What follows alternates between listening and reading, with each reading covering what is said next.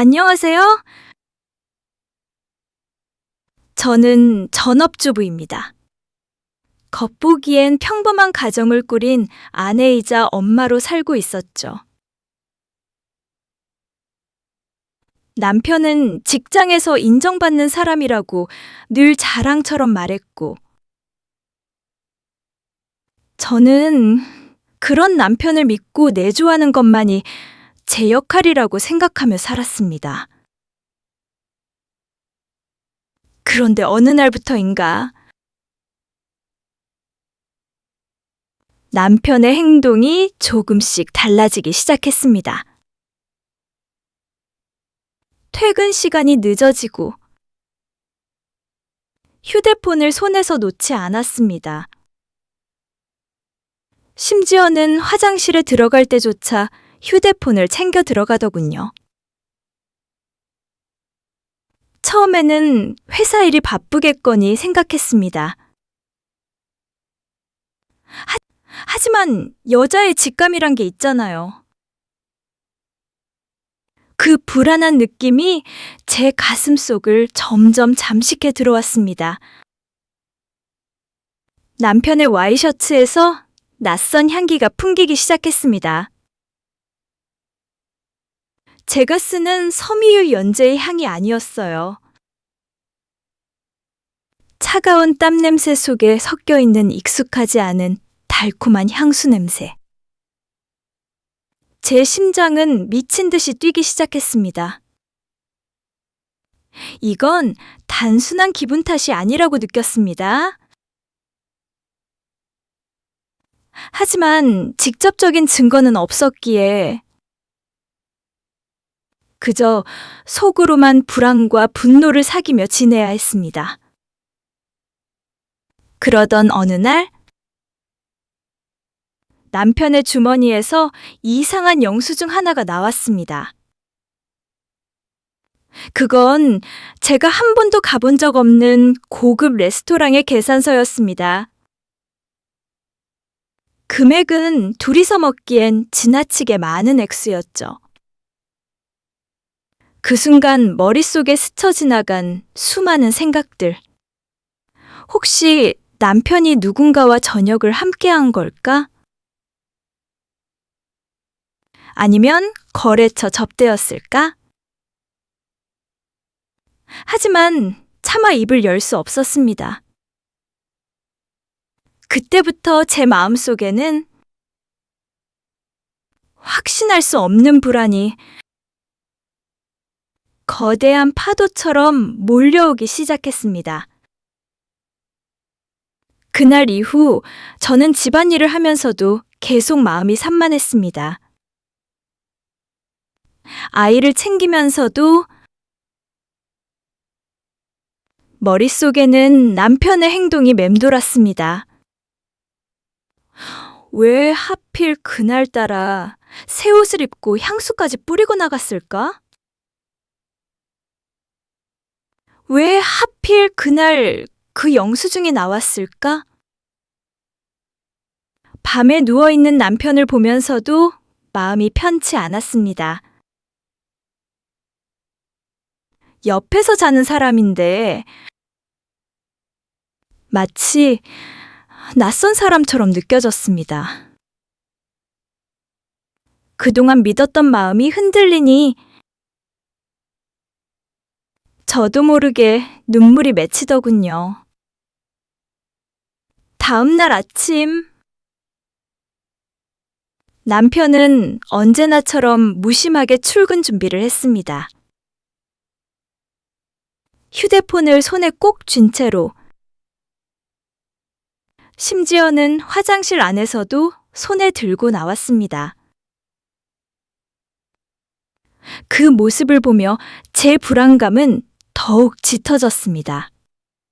저는 몰래 남편의 양복 주머니를 뒤지기 시작했습니다. 혹시나 다른 단서가 있을까 싶어서요. 그러다 작은 메모지를 발견했습니다. 거기에는 짧게 어제 즐거웠어 라는 글귀가 적혀 있었습니다. 심장이 덜컥 내려앉는 기분이었습니다.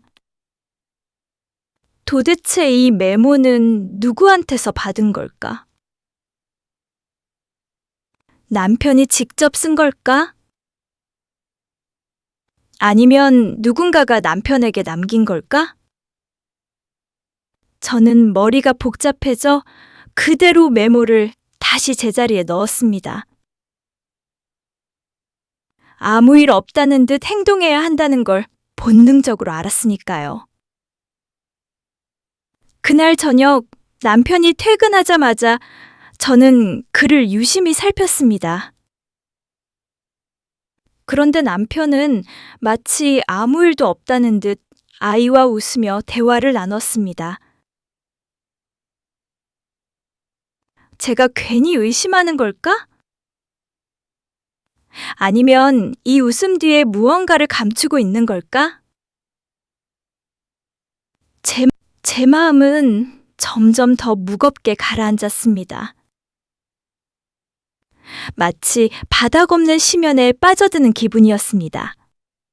그리고 그때 저는 다짐했습니다.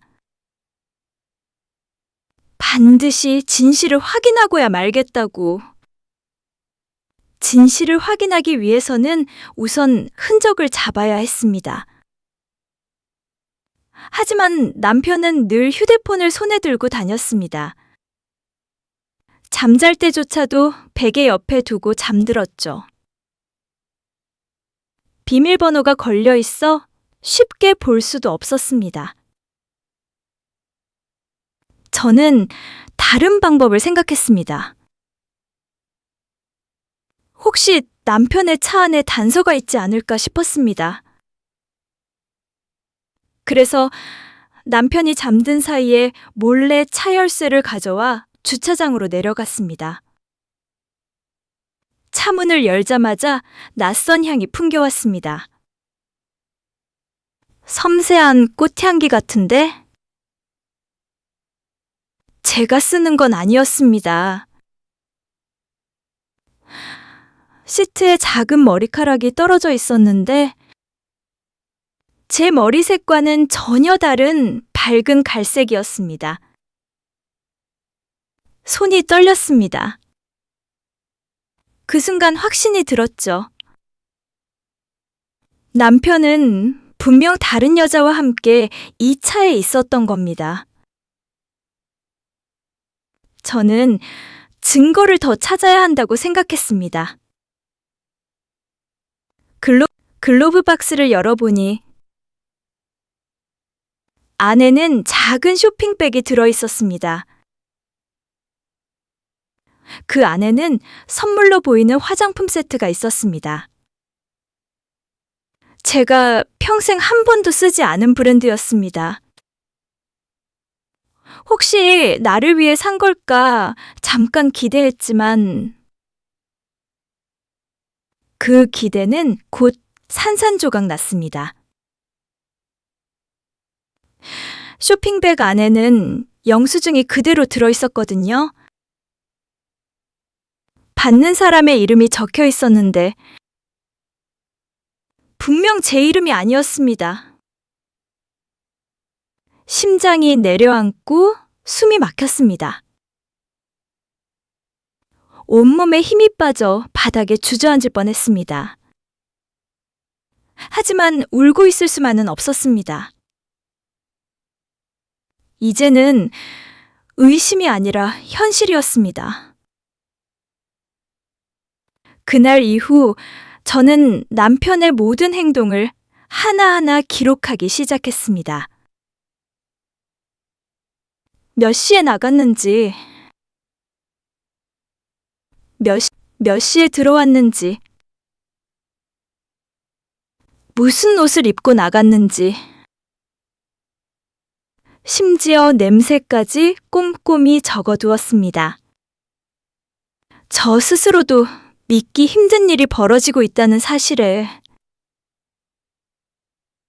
이제는 더 이상 피할 수 없다는 걸 알았습니다. 그리고 마음속으로 결심했습니다. 언젠가는 반드시 이 모든 걸 들춰내고 말겠다고. 그날 밤 저는 도저히 잠을 이룰 수 없었습니다. 옆에서 곤히 자고 있는 남편을 바라보며 수많은 생각이 스쳐갔습니다. 내가 그동안 믿었던 결혼 생활이 거짓이었다는 생각에 가슴이 미어졌습니다.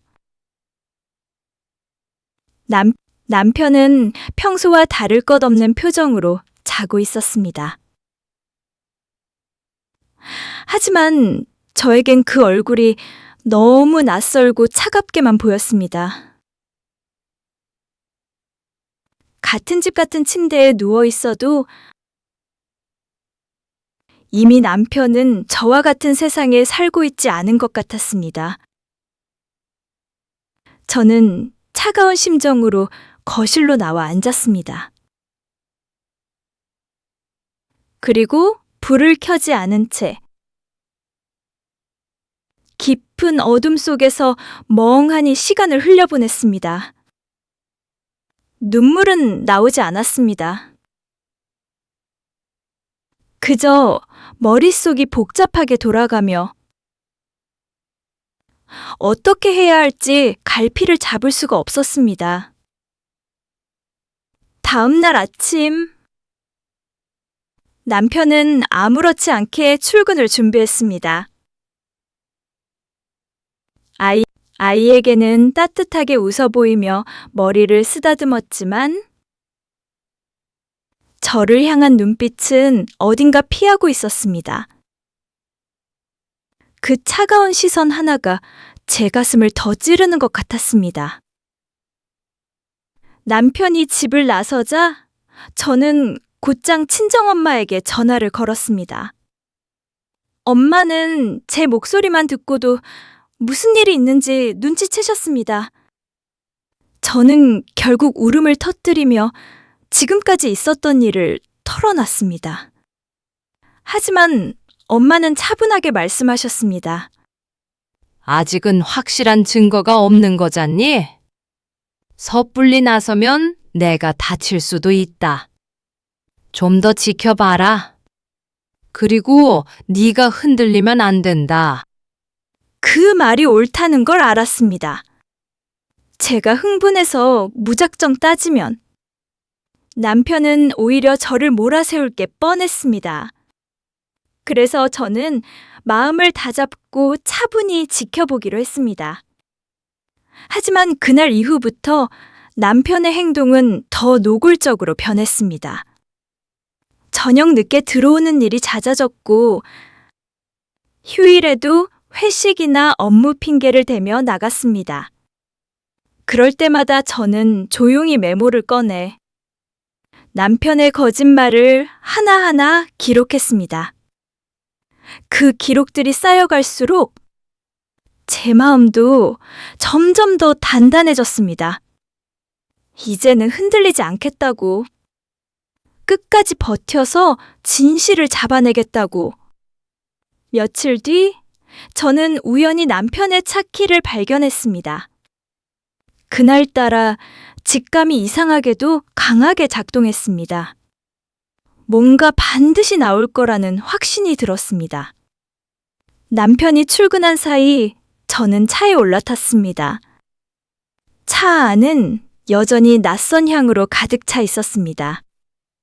이번에는 조수석에 놓인 작은 스카프가 제 눈에 들어왔습니다. 분명 제 것이 아니었습니다. 섬세한 레이스가 달린 스카프는 제가 평소에는 절대 쓰지 않는 스타일이었습니다. 저는 스카프를 조심스레 손에 쥐었습니다. 손끝에 닿는 부드러움이 오히려 제 심장을 짓누르는 듯 했습니다. 이건 단순한 오해가 아니었습니다. 남편 곁에 다른 여자가 있다는 증거였습니다. 그 순간 머리가 어지럽고 다리가 풀렸습니다. 내가 지금 무엇을 보고 있는 건지, 내가 정말 이런 현실을 살고 있는 게 맞는 건지 스스로를 수없이 되물었습니다. 하지만 눈을 돌릴 수도 없었습니다. 이제는 분명하게 인정해야 했습니다. 남편은 다른 여자와 함께 있었습니다. 그리고 그 여자가 남편의 곁에 너무 깊게 자리 잡고 있다는 사실을 저는 스카프를 다시 제자리에 두고 차문을 닫았습니다. 심장이 쿵쿵 뛰어 가슴이 터져나올 것 같았습니다.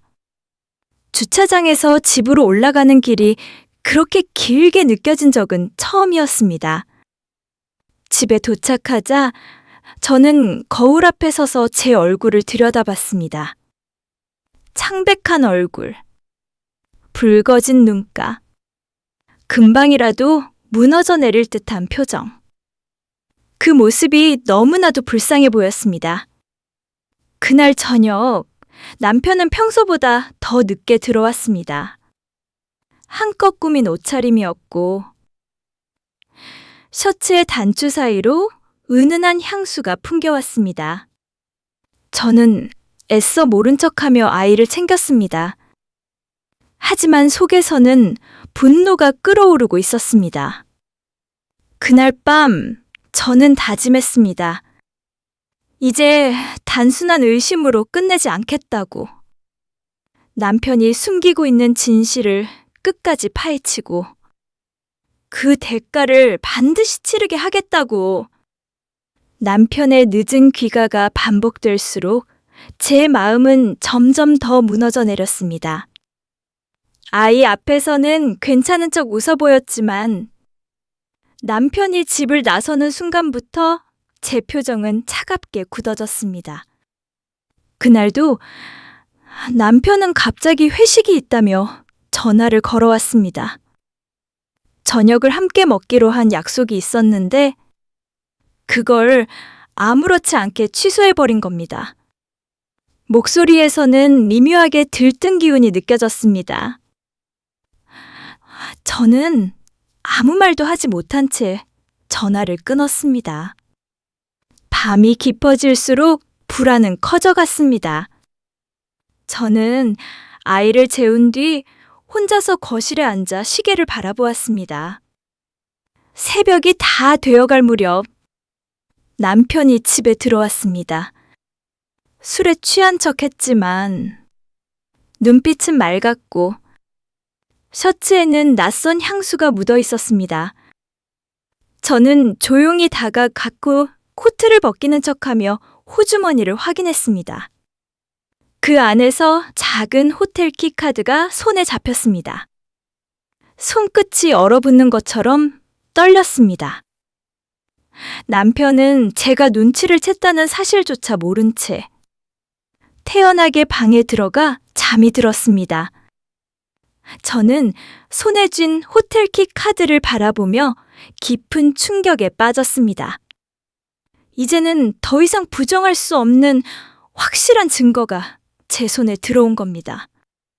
머릿속이 복잡하게 돌아가며 온갖 상상이 제 마음을 후벼 팠습니다. 남편이 누구와 함께 그 호텔에 갔을까?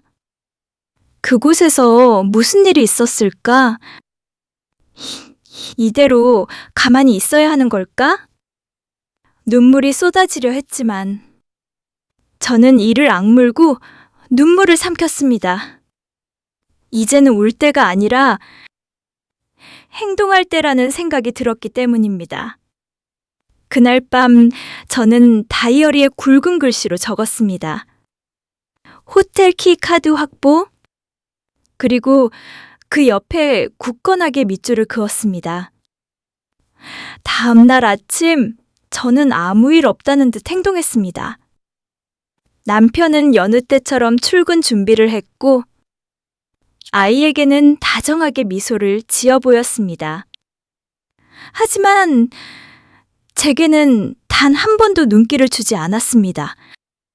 그 순간 다시 한번 확신이 들었습니다. 남편의 마음은 이미 집에 있지 않다는 것을요. 그의 표정과 행동 하나하나가 모두 낯설게 느껴졌습니다. 남편이 집을 나서자마자 저는 곧장 휴대폰을 꺼냈습니다. 어젯밤 발견한 호텔 키카드를 사진으로 찍었습니다. 그리고 다이어리에 날짜와 시간까지 꼼꼼하게 기록했습니다. 이 모든 것이 훗날 필요할 증거가 될 거라 믿었기 때문입니다. 하지만 제 마음은 여전히 무너져 있었습니다. 아무렇지 않은 척 아침밥을 차려두었지만 숟가락을 들 힘조차 나지 않았습니다. 차라리 큰 소리로 따져 묻고 싶은 마음도 있었지만 엄마의 말처럼 증거를 확실히 쌓아야 한다는 생각이 더 앞섰습니다. 그날 오후 저는 아이를 친정에 맡기고 남편이 자주 간다고 말한 회사 근처를 찾아갔습니다. 혹시라도 무언가를 직접 눈으로 확인할 수 있을까 해서였습니다. 회사 앞 커피숍에서 기다리기를 몇 시간. 마침내 남편의 모습이 보였습니다. 그런데 혼자가 아니었습니다. 그의 옆에는 낯선 여자가 함께 서 있었습니다. 두 사람은 서로를 바라보며 은근한 미소를 지었습니다. 손끝이 살짝 스치는 그 장면이 제 눈에 선명하게 들어왔습니다. 심장이 쿵 내려앉고 숨이 막혔습니다. 그 여자는 젊고 화려한 분위기의 여성이었습니다. 남편은 그 옆에서 마치 세상에서 가장 행복한 사람처럼 보였습니다. 저는 황급히 몸을 숨겼습니다. 눈물이 터질 것 같았지만 꾹 참았습니다. 그리고 조심스럽게 휴대폰을 들어 그 장면을 사진으로 남겼습니다. 손이 덜덜 떨려 화면이 흔들렸지만 그 안에는 분명히 남편과 그 여자의 모습이 담겨 있었습니다. 사진을 찍은 뒤 제 심장은 미친 듯이 뛰었습니다. 손바닥에 식은땀이 흘러내렸고 온몸이 떨려서 제대로 서 있을 수조차 없었습니다. 그럼에도 불구하고 저는 눈을 떼지 못했습니다. 남편과 그 여자가 함께 걷는 모습을 끝까지 따라가야 했습니다. 마치 제 발이 저절로 움직이는 듯 그들을 멀찍이 쫓아갔습니다. 두 사람은 함께 웃으며 골목길로 들어갔습니다. 남편은 여자의 가방을 들어주었고 여자는 남편의 팔에 자연스럽게 손을 걸쳤습니다. 그 장면은 제 가슴을 산산이 부수어 놓았습니다. 나는 그 자리에서 무너져 울고 싶었습니다. 하지만 울면 안 된다고 스스로를 다잡았습니다. 눈물 대신 휴대폰 카메라를 들고 그들의 뒷모습을 찍었습니다. 한 장, 두 장, 세 장. 셔터를 누를 때마다 제 심장은 조각나듯 아팠습니다. 결국 두 사람은 고급 레스토랑으로 들어갔습니다. 그 문 앞에서 저는 한참 동안 서 있었습니다. 들어가 따지고 싶은 마음이 간절했지만 그랬다가는 오히려 제가 미친 사람 취급을 받을 게 뻔했습니다. 그래서 저는 다시 한번 다짐했습니다. 지금은 참아야 한다. 이 모든 걸 모아 언젠가 단 한 번에 무너뜨려야 한다. 그게 제가 할 수 있는 최선의 복수였습니다. 레스토랑 안으로 들어가는 두 사람의 마지막 모습을 찍고 저는 힘겹게 자리를 떠났습니다. 발걸음은 무겁고 눈앞은 흐릿했습니다. 머릿속에는 수없이 많은 질문이 떠올랐습니다. 왜 하필 이런 일이 내게 일어난 걸까? 내가 뭘 잘못했기에 이런 고통을 당해야 하는 걸까? 하지만 곧 답을 찾았습니다. 잘못한 건 제가 아니라 남편이었습니다. 그는 나와 아이를 배신한 겁니다. 집에 돌아와 사진을 확인하며 저는 굳게 다짐했습니다. 이제부터는 더 치밀하게 움직이자. 이 모든 진실을 완벽하게 모아내자. 그날 이후 저는 매일 남편의 일정을 기록하며 감시했습니다. 출근 시간, 퇴근 시간, 통화하는 모습까지 모두 눈에 담았습니다. 남편의 행동은 점점 대담해지고 있었습니다. 전화가 오면 일부러 제 앞에서 통화를 받았지만 늘 짧고 애매한 대화만 이어갔습니다. 저는 그 목소리 너머로 들리는 여성의 웃음을 놓치지 않았습니다. 분명히 여자였습니다.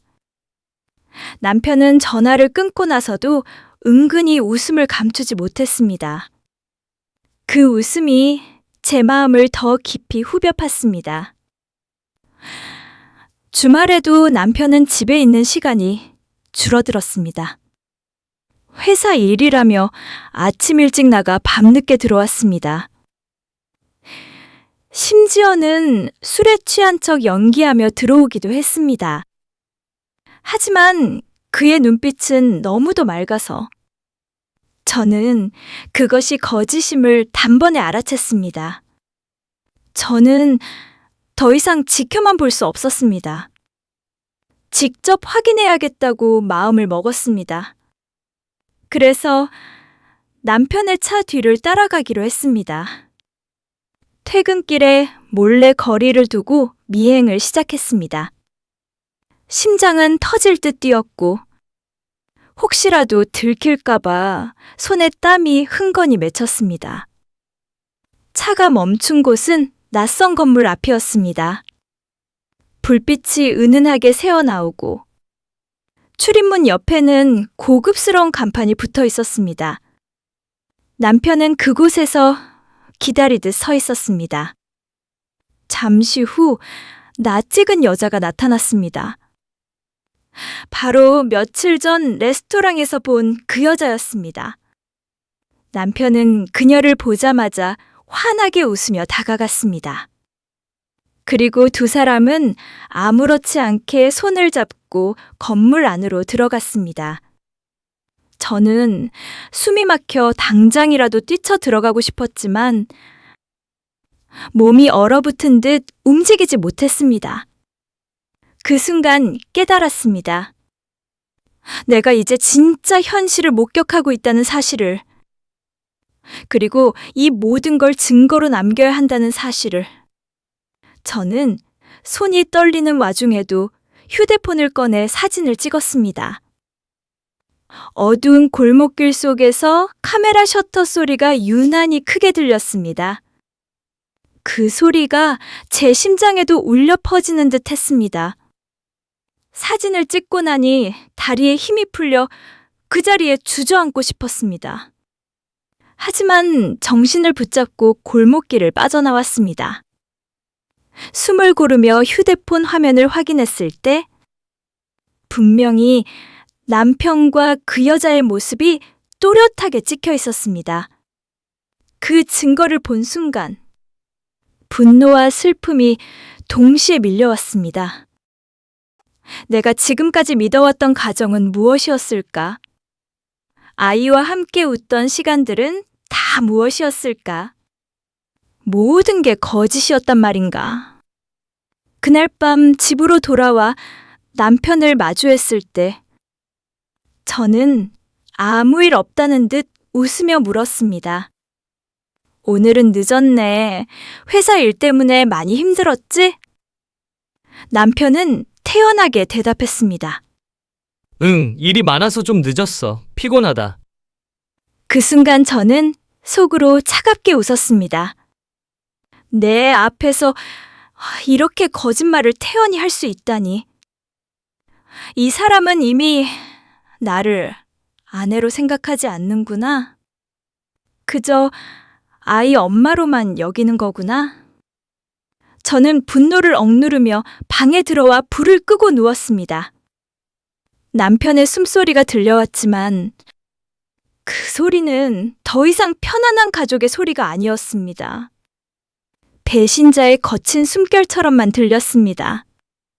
밤새 뒤척이며 저는 다짐했습니다. 이제는 단순히 의심하고 확인하는 단계는 끝났다고. 이제부터는 반격을 준비해야 한다고. 남편이 나를 이렇게 무너뜨렸으니 나도 그를 끝까지 끌어내려야 한다고. 저는 다이어리에 굵은 글씨로 또박또박 적었습니다. 레스토랑 사진 확보, 건물 입장 사진 확보, 하나하나 기록할수록 마음속 불안 대신 묘한 힘이 차올랐습니다. 이제 두려움은 없었습니다. 남편이 감히 나를 속였다면 나도 그를 끝까지 무너뜨릴 준비를 해야 했습니다. 그리고 그 시작은 증거를 모으는 것이었습니다. 며칠 뒤 저는 드디어 결심을 굳혔습니다. 남편의 뒤를 조금 더 가까이 따라가 보기로 한 겁니다. 그동안 모은 증거만으로는 아직 부족하다고 생각했기 때문입니다. 그날은 금요일이었습니다. 남편은 퇴근 후 회식이 있다며 양복에 넥타이까지 메고 나갔습니다. 하지만 저는 이미 그 말이 거짓이라는 걸 알고 있었습니다. 조용히 택시를 잡아 남편의 차를 뒤쫓았습니다. 심장이 쿵쿵 뛰고 손은 떨렸습니다.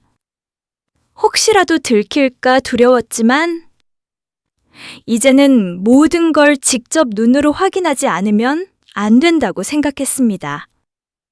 남편의 차는 도심의 한 호텔 앞에 멈췄습니다. 저는 택시기사에게 조금 떨어진 곳에 세워달라고 부탁했습니다. 그 순간 제 눈앞에 믿기 힘든 장면이 펼쳐졌습니다. 남편이 차에서 내리자 곧 한 여자가 나타났습니다. 그 여자는 남편에게 환하게 웃으며 다가왔습니다. 남편은 그녀를 자연스럽게 안으며 호텔 안으로 걸어 들어갔습니다. 제 두 눈이 그 장면을 똑똑히 목격했습니다. 온몸이 굳어버린 듯 움직일 수가 없었습니다. 머릿속은 하얗게 비어버렸고 마치 세상이 무너져 내리는 소리가 들려오는 듯 했습니다. 저는 떨리는 손으로 휴대폰을 꺼내 사진을 찍었습니다. 플래시가 켜지지 않았는지 수십 번 확인하며 조심스럽게 셔터를 눌렀습니다. 그 순간에도 눈물이 뺨을 타고 흘러내렸습니다. 그 여자는 낯설면서도 묘하게 익숙한 얼굴이었습니다. 어디서 본 것 같기도 하고 기억 저편에 스쳐 지나간 사람 같기도 했습니다. 하지만 지금은 생각을 이어갈 수 없었습니다. 그저 남편이 다른 여자와 호텔로 들어가는 장면이 제 눈앞에 있다는 사실만이 제 가슴을 찢어놓고 있었습니다. 호텔 앞에 서 있는 제 다리는 돌덩이처럼 굳어 있었습니다. 도대체 어떻게 이런 일이 내 인생에 벌어질 수 있는 걸까? 머릿속이 혼란스러워 아무 생각도 할 수 없었습니다. 남편이 다른 여자와 손을 잡고 들어가는 모습을 두 눈으로 보고도 아직도 믿기지 않았습니다. 그동안 함께 살아온 세월이 헛것이었나? 내가 사랑한 사람은 도대체 누구였나? 끝없는 의문이 제 가슴을 파고들었습니다. 저는 호텔 입구 근처에 서서 한참이나 움직이지 못했습니다. 눈물이 흐르고 분노가 치밀어 오르며 숨이 막혀 제대로 숨쉬기조차 힘들었습니다. 그러다 문득 정신이 번쩍 들었습니다. 이대로 울고만 있을 수는 없다는 생각이 들었습니다. 그래서 나는 떨리는 손으로 휴대폰을 더 꽉 쥐고 호텔 간판과 함께 남편과 그 여자가 들어가는 모습을 찍었습니다. 사진 속의 두 사람은 마치 오래된 연인 같았습니다. 자연스럽게 웃고 있었고 남편의 표정은 제가 알던 그 어떤 순간보다 행복해 보였습니다. 그 표정이 제 가슴을 가장 깊이 찔렀습니다. 저는 한참을 서 있다가 결국 호텔 로비까지 들어갔습니다. 혹시라도 더 확실한 증거를 잡을 수 있지 않을까 싶어서요. 하지만 용기가 나지 않아. 그 이상 안으로 들어가지는 못했습니다. 집으로 돌아오는 길 내내 제 머릿속에는 수많은 생각이 스쳐갔습니다. 이제는 숨길 수도 없고 모른 척할 수도 없었습니다.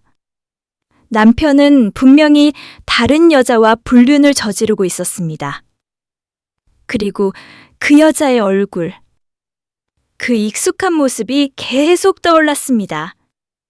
내가 왜 그녀를 본 적이 있는 것처럼 느끼는 걸까? 혹시 알고 있는 사람일지도 모른다는 섬뜩한 예감이 저를 덮쳤습니다. 그날 밤 저는 도저히 잠들 수 없었습니다. 남편은 아무렇지 않게 들어와 옆에서 코를 골며 잤지만 저는 두 눈을 부릅뜬 채 새벽을 맞이했습니다. 그때 다짐했습니다. 이제부터는 더 이상 지켜만 보지 않겠다고. 반드시 그 여자의 정체까지 밝혀내겠다고. 다음 날 아침, 저는 일부러 아무렇지 않은 척 행동했습니다. 남편이 출근을 준비하는 동안 웃는 얼굴로 아침상을 차려주었고, 아이와 함께 평소처럼 대화를 이어갔습니다. 하지만 제 가슴속은 이미 부서져 있었습니다. 남편이 집을 나서자마자 저는 곧장 노트를 꺼내 전날의 상황을 기록했습니다. 호텔 이름, 시간, 함께 들어간 여자, 찍은 사진까지 모두 정리했습니다. 이제는 단순한 감정이 아니라 증거가 쌓이고 있었습니다. 그리고 그것이 저를 버티게 하는 유일한 힘이 되었습니다. 하지만 가장 마음을 괴롭힌 건 그 여자의 얼굴이었습니다. 분명 어디선가 본 적이 있는 얼굴 같았는데 아무리 기억을 더듬어도 떠오르지 않았습니다. 그날 오후 저는 친정엄마 집에 갔습니다. 아무렇지 않은 듯 아이를 엄마에게 맡기고 혼자서 엄마 거실에 앉아 있었습니다. 엄마는 제 얼굴을 보더니 바로 눈치를 챘습니다. 너 또 무슨 일 있지? 얼굴이 왜 그래? 저는 차마 모든 걸 다 말할 수 없었습니다. 그래서 그냥 힘들다는 말만 내뱉었습니다. 엄마는 제 손을 꼭 잡으며 말했습니다. 너무 서두르지 말고 천천히 해라.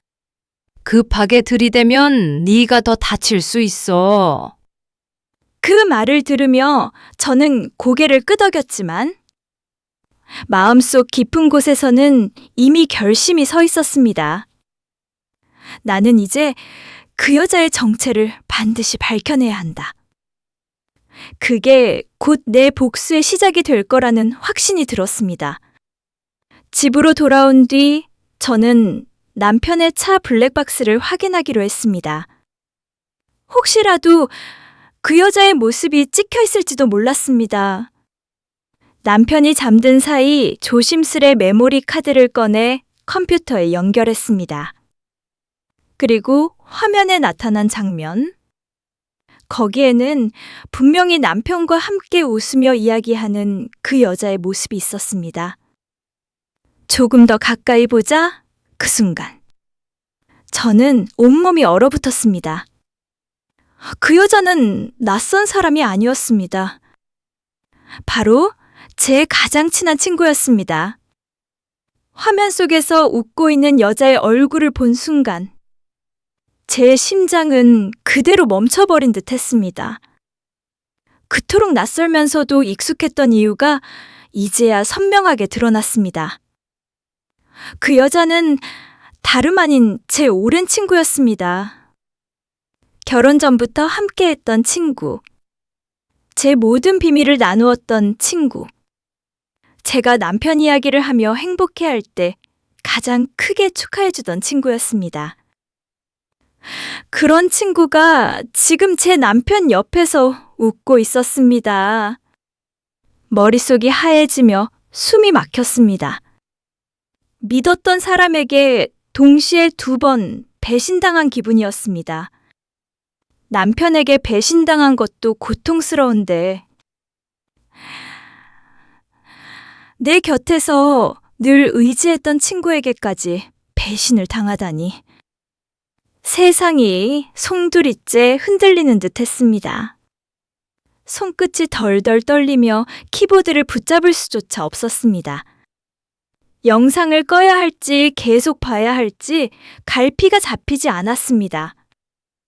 하지만 눈을 돌릴 수 없었습니다.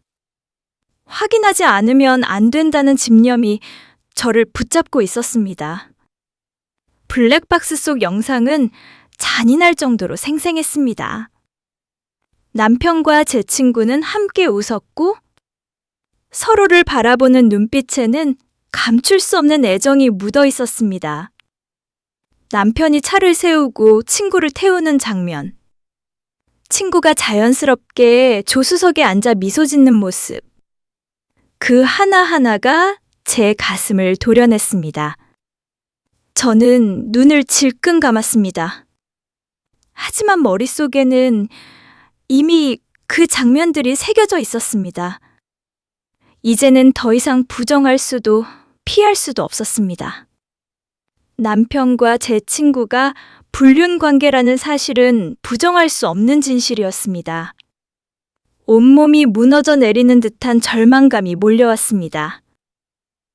하지만 곧 분노가 치밀어 오르며 눈물이 멈췄습니다. 좋아, 너희들 그렇게 행복해 보이더라?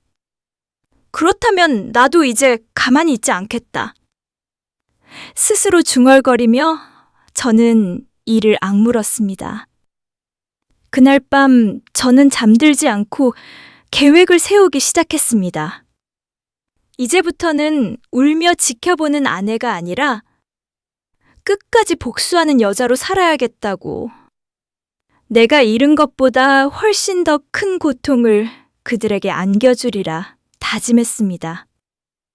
그날 이후 제 마음속에는 두려움 대신 차가운 각오만 남았습니다.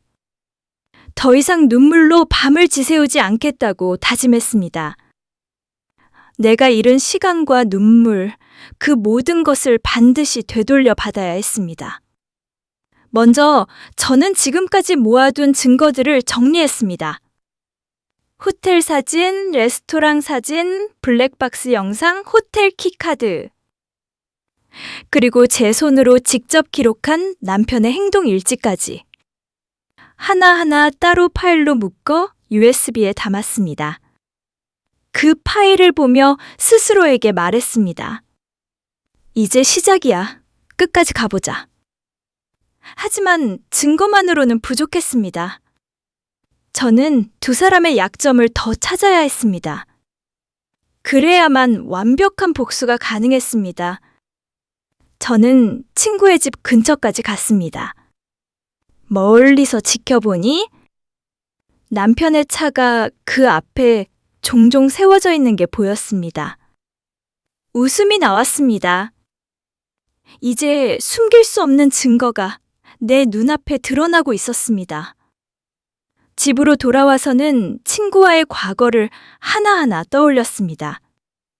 우리는 함께 대학을 다녔고 결혼 준비할 때도 서로를 도왔습니다. 제가 힘들 때 늘 곁에 있겠다던 그 친구가 지금은 내 뒤통수를 치고 있었습니다. 그 배신이 오히려 저를 더 단단하게 만들었습니다. 저는 그 친구가 다니는 직장과 주변 사람들까지 하나씩 조사하기 시작했습니다. 남편 역시 회사 동료들과 관계가 어떤지 알아보기 위해 지인을 통해 물었습니다. 모든 것이 차곡차곡 쌓여갔습니다. 밤마다 다이어리에 굵은 글씨로 썼습니다. 복수 준비, 증거 확보, 심리 흔들기, 이제 단순한 아내가 아니었습니다. 저는 그들의 세상을 뒤집을 준비가 된 여자가 되었습니다. 이제 저는 단순히 증거를 쌓는 걸 넘어서 행동에 나서기로 했습니다. 첫 번째 단계는 남편의 마음을 방심하게 만드는 것이었습니다. 그래야 제가 움직여도 눈치채지 못할 테니까요. 저는 일부러 예전처럼 다정한 척 행동했습니다. 아침에는 정성스럽게 도시락을 싸주었고, 저녁에는 남편이 좋아하는 음식을 차려두었습니다. 남편은 처음엔 어색해하더니 점점 경계심을 풀고 태연하게 행동하기 시작했습니다. 하지만 저는 속으로 비웃었습니다. 그래, 네가 이렇게 마음 놓을수록 내 칼날은 더 깊이 들어갈 거야. 그 사이 저는 은밀하게 변호사 사무실을 찾았습니다. 이혼 소송 전문 변호사에게 지금까지 모은 증거를 모두 보여주었습니다. 변호사는 제 손을 잡으며 말했습니다. 이 정도면 충분히 승소 가능합니다. 재산도 양육권도 모두 가져올 수 있어요. 그 말을 듣는 순간 마음속에서 무너졌던 자존심이 다시 세워지는 기분이었습니다. 남편이 나를 무너뜨린 만큼 나는 그를 법정에서 무너뜨릴 준비를 마친 셈이었습니다. 하지만 거기서 멈출 수는 없었습니다. 저는 친구의 직장에 대한 정보를 더 모았습니다. 그녀가 근무하는 부서, 상사와의 관계, 평판까지. 하나하나 기록하면서 약점을 찾기 시작했습니다. 그러던 중 뜻밖의 사실을 알게 되었습니다. 친구가 회사 내에서 은근히 문제를 일으키고 있다는 소문이 돌고 있었습니다. 상사에게 잘 보이기 위해 동료를 깎아내리고 뒤에서 뒷말을 하는 사람이란 평판이 퍼지고 있었던 겁니다. 그 순간 제 머릿속에 번뜩이는 계획이 떠올랐습니다. 그래, 너도 남편과 함께 사회적으로 끝장내주는 거야. 저는 서류와 증거들을 다시 정리하며 본격적인 복수의 무대를 준비했습니다. 저는 본격적으로 두 사람을 흔들기 시작했습니다. 직접 들이닥쳐 따지지는 않았습니다. 대신 은밀하게 작은 흔적들을 흘려보내기로 했습니다.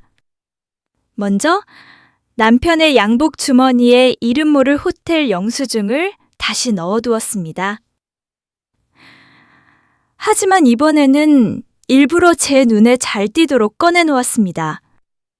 남편은 집에 와서 주머니를 확인하자마자 얼굴이 굳어졌습니다. 제가 혹시 봤을까? 두려워하는 눈빛이 역력했습니다. 저는 아무렇지 않은 듯 웃으며 물었습니다. 무슨 일이야? 피곤해 보여. 남편은 황급히 고개를 저으며 방으로 들어가 버렸습니다. 그 반응을 본 순간 제 속에서 묘한 쾌감이 올라왔습니다. 그가 점점 불안해하는 모습을 보는 것만으로도 이미 복수가 시작되고 있다는 걸 느낄 수 있었습니다. 그 다음은 친구 차례였습니다. 저는 익명으로 그녀의 회사 게시판에 글을 올렸습니다. 누군가 회사 규정을 어기고 사내 연애를 하고 있다. 구체적인 이름은 밝히지 않았지만 내용 속 묘사는 명백히 그녀를 떠올릴 수밖에 없는 글이었습니다. 며칠 후 친구에게서 전화를 받았습니다. 혹시 너 무슨 얘기 들은 거 있어? 회사에서 괜한 소문이 돌고 있다니까 너무 스트레스 받아. 저는 최대한 모르는 척했습니다. 무슨 소문? 나는 아무 얘기도 못 들었는데 전화기 너머로 들려오는 그녀의 떨린 목소리에 저는 속으로 차갑게 웃었습니다. 이제 균열이 생기기 시작한 겁니다. 남편과 친구, 두 사람의 얼굴에 조금씩 드리워지는 불안의 그림자. 그것이 제 마음을 더욱 단단하게 만들었습니다. 저는 그날 다이어리에 굵게 적었습니다. 심리 흔들기 성공, 그리고 다음 단계의 복수를 설계하기 시작했습니다. 며칠 뒤 남편의 태도는 눈에 띄게 달라져 있었습니다. 평소처럼 자신감 넘치고 당당하던 모습은 사라지고, 집안에서도 괜히 눈치를 살피는 기색이 역력했습니다. 제가 무심히 쳐다보기만 해도 남편은 괜히 허둥대며 말을 돌리곤 했습니다. 그 모습이 저를 더욱 단단하게 만들었습니다. 그래, 이제 시작일 뿐이야. 너의 불안이 점점 커질수록 내 복수는 더 달콤해질 거야. 한편 친구 역시 흔들리기 시작했습니다. 회사 동료들 사이에서 수군거림이 점점 커졌습니다. 사내 연애 소문에 이어 누구랑 어울린다더라 하는 이야기들이 퍼져나갔습니다. 그녀는 저에게 하소연을 늘어놓으며 힘들다 했습니다. 하지만 저는 모른 척 그저 듣기만 했습니다. 점점 두 사람의 관계에도 금이 가기 시작했습니다. 남편과 친구가 만날 때면 서로 짜증을 내고 다투는 모습이 블랙박스에 기록되기 시작한 겁니다. 친구가 환한 얼굴로 차에서 내리는 장면, 남편이 뒷머리를 쥐어뜯으며 한숨 쉬는 모습, 그 모든 장면은 내게 또 하나의 증거가 되었습니다. 저는 이 모든 걸 지켜보며 마음속으로 되뇌었습니다. 이제 곧 무너질 거야. 너희들의 달콤한 시간은 길지 않아. 그러던 어느 날 남편이 술에 취해 집에 들어왔습니다. 평소처럼 태연한 척 웃으며 아이를 쓰다듬었지만 저는 그의 눈빛에서 깊은 불안을 읽을 수 있었습니다. 그는 제 눈을 마주치지 못했습니다. 도망치듯 방에 들어가 문을 닫아버렸습니다. 그날 밤 저는 남편의 휴대폰 진동 소리를 들었습니다. 새벽 2시, 옆에 누워있는 남편의 휴대폰 화면에 친구의 이름이 선명하게 떠올랐습니다. 저는 그 순간 웃음이 나왔습니다. 이제 두 사람의 불륜을 세상 밖으로 꺼내놓을 시간이 가까워지고 있다는 걸 직감했기 때문입니다. 저는 이제 마지막을 향한 그림을 그리기 시작했습니다. 단순히 들키게 만드는 것이 아니라 그들의 삶을 송두리째 무너뜨릴 계획을 세운 겁니다. 먼저 남편의 회사에 익명으로 자료를 보냈습니다. 출장이라고 거짓 보고를 하고 호텔을 드나든 영수증과 사진. 그리고 블랙박스에서 캡처한 화면까지 정리해 전달했습니다. 며칠 뒤 남편은 회사에서 조사위원회에 불려갔습니다. 집에 돌아온 남편의 얼굴은 잿빛으로 변해 있었습니다. 그는 괜히 짜증을 내며 저에게 화풀이를 했습니다. 회사에서 이상한 소문이 돌아. 누가 이상한 짓을 꾸민 거야? 저는 눈 하나 깜짝하지 않고 대답했습니다. 설마 당신이 그런 일에 연루된 건 아니겠지? 남편은 말을 잇지 못한 채 방으로 들어가 버렸습니다. 한편 친구에게도 공격은 이어졌습니다. 그녀가 다니는 회사 게시판과 메신저를 통해 익명의 제보가 퍼졌습니다. 유부남과 관계를 이어간다더라. 사내 문제를 일으킨 장본인이 누구인지 다들 안다. 이런 소문이 삽시간에 돌기 시작했습니다. 친구는 저에게 전화를 걸어 울먹였습니다. 나 정말 미치겠어. 사람들이 다 나만 쳐다보는 것 같아. 하지만 저는 아무렇지 않게 대답했습니다. 그런 소문이 사실이 아니라면 언젠가 잠잠해질 거야. 그녀는 울음을 삼키며 전화를 끊었습니다. 남편과 친구의 사이도 심하게 흔들렸습니다. 서로에게 불안과 분노를 쏟아내며 다투는 목소리가 영상으로도 기록됐습니다. 남편은 회사에서의 압박에 시달리고 있었고, 친구는 직장에서의 따돌림으로 점점 초조해졌습니다. 저는 그 모든 과정을 차분히 지켜보며 다이어리에 적었습니다. 벼랑 끝으로 몰아넣기 단계 성공. 이제 남은 건 마지막 한 방.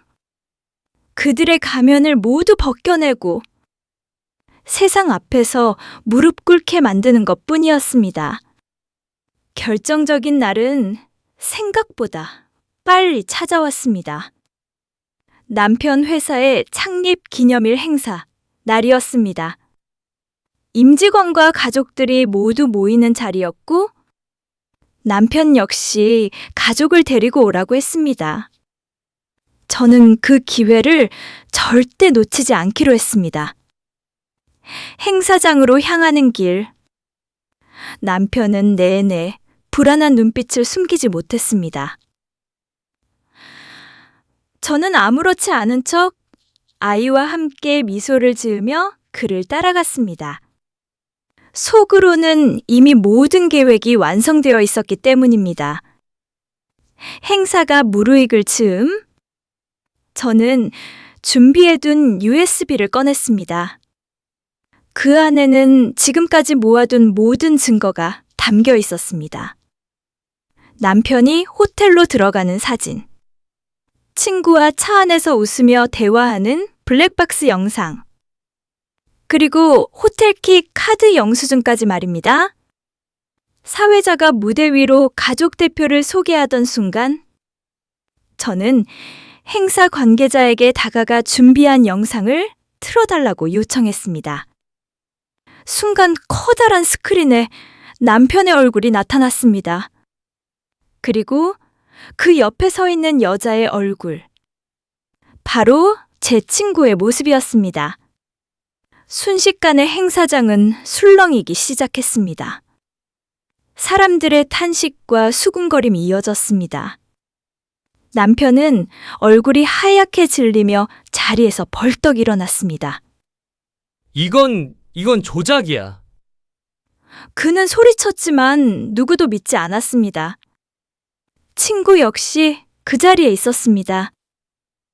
그녀는 얼굴을 가리며 고개를 숙였지만 사람들의 시선은 이미 그녀를 향하고 있었습니다. 저 여자 아니야? 유부남이랑 저 친구였다고?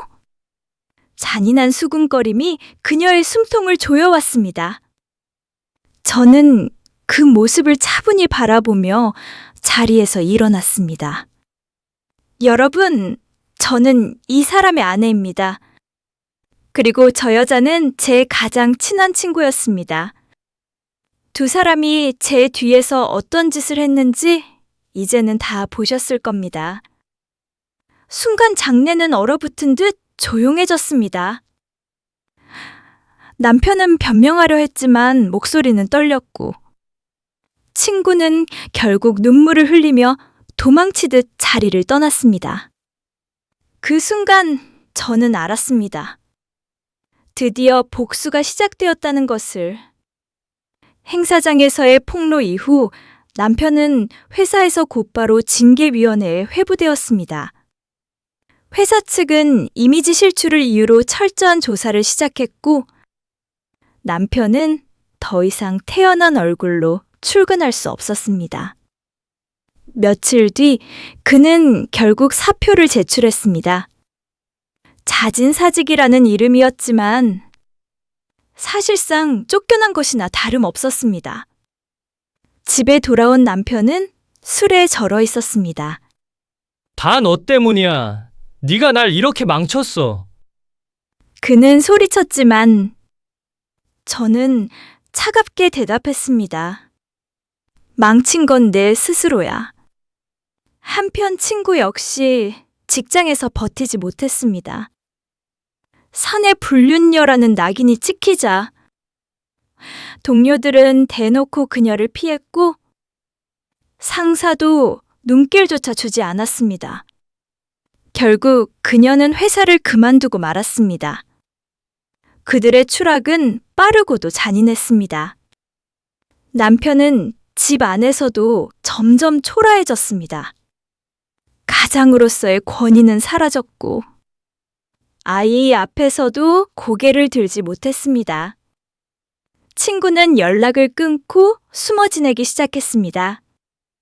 전화기 너머로 들려오던 당당한 목소리는 사라지고 남은 건 흐느끼는 울음뿐이었습니다.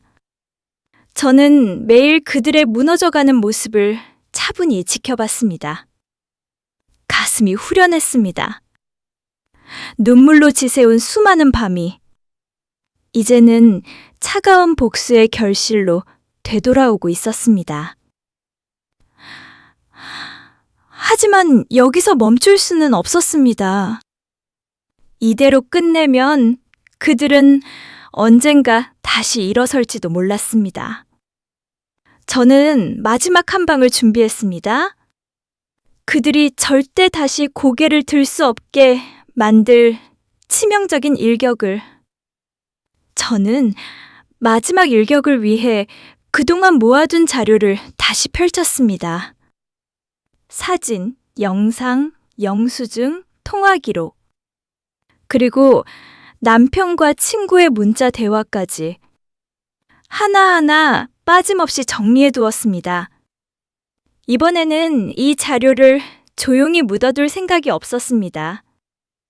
저는 그 증거들을 모아 남편과 친구의 가족들에게 전달했습니다.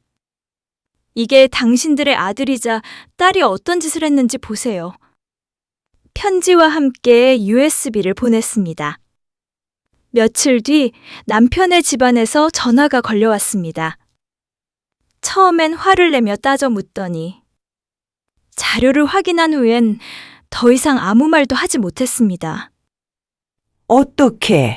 어떻게 이런 짓을 했을까? 그의 어머니가 흐느끼며 한 말이 귓가에 맴돌았습니다. 친구의 가족들 역시 충격을 감추지 못했습니다. 특히 그녀의 부모는 우리 집안 망신이다라며 울부짖었습니다. 그동안 점잖은 집안으로 불리던 그들이 이제는 고개조차 들 수 없는 처지가 되어버린 겁니다. 남편과 친구는 서로에게 책임을 떠넘기며 싸우기 시작했습니다. 내가 먼저 꼬셔서 이런 일이 된 거잖아. 아니야. 네가 내게 집착해서 이렇게 된 거잖아. 둘의 목소리가 뒤엉켜 욕설로 번졌습니다. 저는 그 싸움조차 증거로 남겨두었습니다. 휴대폰 녹음기를 켜두고 그들의 분열을 그대로 기록한 겁니다. 모든 것이 제 계획대로 굴러가고 있었습니다.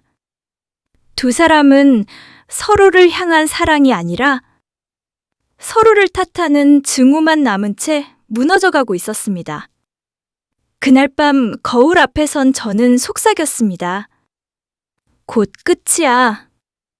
너희는 내가 겪은 고통을 똑같이, 아니, 그 이상으로 되갚아 받을 거야. 이제 마지막 무대를 열 시간이 다가왔습니다. 저는 두 사람을 한자리에 모아야 했습니다. 그래야 최후의 심판을 내릴 수 있으니까요. 마침 기회는 스스로 찾아왔습니다.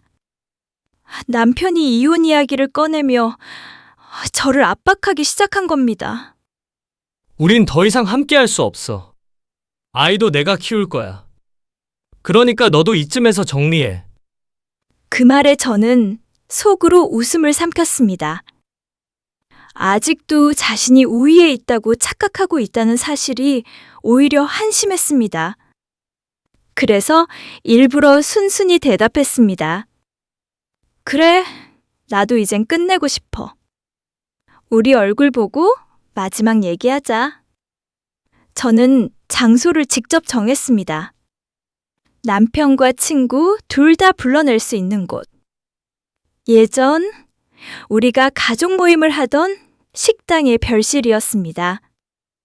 그곳에서 마지막으로 얘기하자 저는 그렇게 약속을 잡았습니다. 드디어 그날 남편은 무겁게 문을 열고 들어왔습니다. 잠시 뒤 친구도 나타났습니다. 두 사람은 서로 눈치를 보며 앉았습니다. 그리고 저는 미리 준비해둔 서류 가방을 조용히 열었습니다. 그 안에는 지금까지 모아온 모든 증거들이 들어 있었습니다. 사진, 영상, 녹음 파일, 문자 기록, 그리고 변호사가 정리해준 소송 서류까지 깔끔히 정리돼 있었습니다. 저는 두 사람 앞에 그것들을 하나하나 꺼내놓았습니다. 그들의 얼굴은 점점 창백해졌습니다. 남편이 손을 떨며 말했습니다. 이건 네가 어떻게 이런 것까지. 친구 역시 숨이 막히는 듯 입술을 깨물며 고개를 숙였습니다. 저는 차갑게 웃으며 말했습니다. 오늘 이 자리에서 모든 걸 끝낼 거야. 너희가 내게 한 짓, 이제는 세상 모두가 알게 될 거니까. 순간 두 사람은 서로를 바라보며 초조하게 흔들렸습니다. 이제 그들에게 남은 건 변명도 사랑도 아니었습니다. 오직 두려움뿐이었습니다. 별실 안공기는 무겁게 가라앉아 있었습니다. 남편과 친구는 손끝까지 굳은 채 저를 바라보고 있었습니다. 저는 태연하게 USB를 꺼내 테이블 위에 올려놓았습니다. 여기 안에는 너희들이 함께 찍힌 모든 장면이 들어있어. 호텔, 레스토랑, 차 안에서 웃던 얼굴까지 말이야. 남편이 얼굴이 새파랗게 질리며 손을 내밀었습니다. 그거 당장 꺼내 지워. 하지만 저는 비웃듯 고개를 저었습니다. 이미 여러 군데 복사해두었어. 심지어 네 회사에도, 그리고 네 부모님 집에도. 친구의 얼굴은 창백하다 못해 눈물이 맺혔습니다. 제발 그만해. 내가 잘못했어. 내가 무릎 꿇을게. 그녀는 바닥에 주저앉아 울먹였습니다.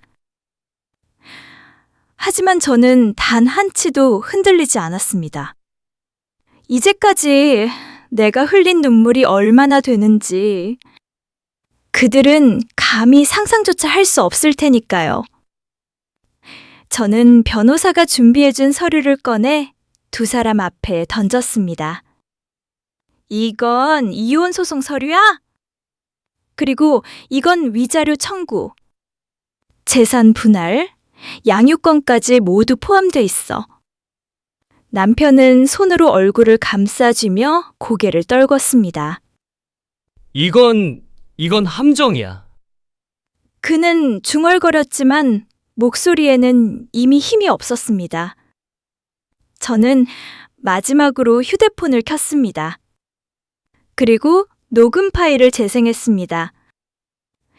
거기에는 두 사람이 서로에게 책임을 떠넘기며 싸우던 목소리가 그대로 담겨 있었습니다. 네가 꼬셔서 이런 일이 된 거잖아. 아니야, 네가 나한테 집착했잖아. 그 녹음이 울려 퍼지는 순간 두 사람의 얼굴은 완전히 무너져 내렸습니다.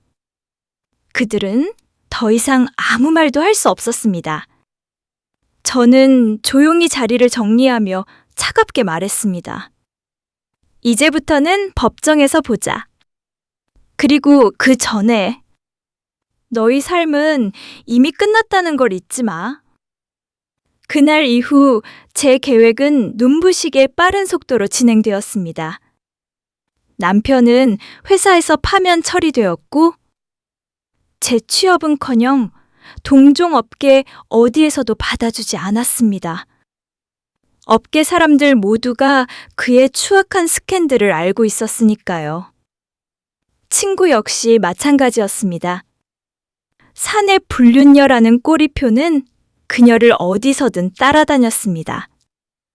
새로운 직장을 구하려 했지만 번번이 거절당했고 결국 집에 틀어박혀 지내며 세상과의 관계를 끊어야 했습니다. 재판은 제 예상대로 흘러갔습니다. 제가 제출한 자료들은 너무도 명백했고 남편이 아무리 발뺌해도 법정은 제 손을 들어주었습니다. 양육권은 물론이고 위자료와 재산의 대부분을 제게 넘기라는 판결이 내려졌습니다. 법정을 나서는 순간 저는 마치 무거운 족쇄에서 풀려난 듯한 해방감을 느꼈습니다. 그동안 눈물로 얼룩졌던 제 삶이 이제는 통쾌한 복수의 결실로 빛나고 있었습니다. 남편은 모든 걸 잃고 술에 의지하며 비참하게 살아가고 있다는 소문만 들려왔습니다. 친구 역시 사람들의 시선과 손가락질 속에서 외롭게 무너져 갔습니다. 저는 거울 앞에 서서 제 얼굴을 바라보았습니다. 더 이상 울고 있지 않았습니다. 눈물 대신 단단한 결의와 평온한 미소가 자리 잡고 있었습니다. 속으로 조용히 속삭였습니다. 너희가 내게 준 배신과 고통, 나는 똑같이, 아니 그 이상으로 돌려줬어. 이제 나는 무너지지 않아. 그리고 거침없이 다이어리 마지막 장에 적었습니다. 복수 완성?